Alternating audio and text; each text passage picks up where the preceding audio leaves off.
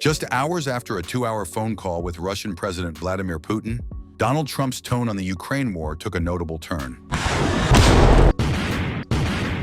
Once vocal about brokering an immediate peace, Trump now appears to be stepping back. 5 days ago, he floated the idea of mediating a Zelensky-Putin meeting in Turkey. Now he says Ukraine and Russia must talk directly, and even floated the Vatican as a venue. No. I think it would be great to have it at the Vatican. Maybe it would have some extra significance.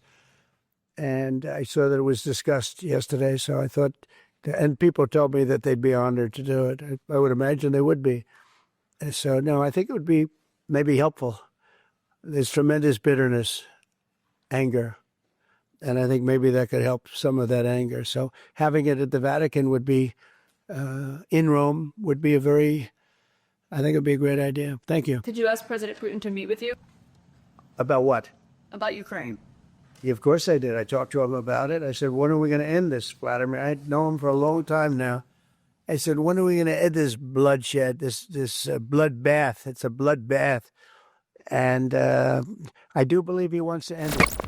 The shift came just as Vice President J.D. Vance echoed what some fear most in Europe, saying plainly, "It is not our war." The message?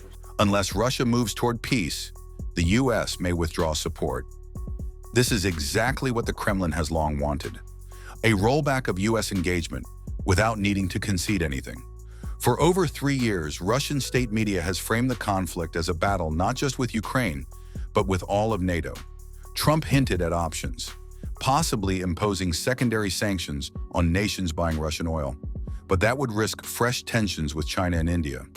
Going further than Biden on Russia would break the MAGA mold and possibly alienate Europe, whose support is critical for any sanctions to stick. For Moscow, the war remains existential. It's not about NATO expansion. That's just the narrative.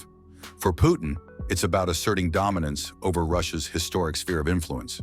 Trump views this through a dealmaker's lens, a costly conflict with no returns and no buyer across the table. He sees Russia as a partner, not an enemy. But Putin isn't negotiating, he's advancing.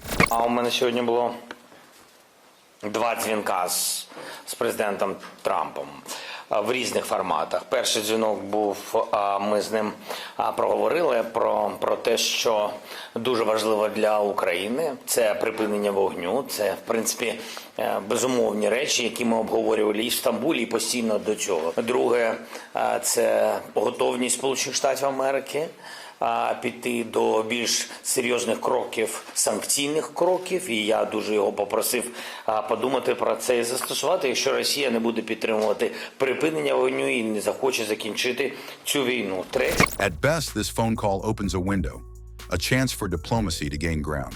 But at worst, it signals a pivot, where the U.S. leans back and lets Europe face the storm alone.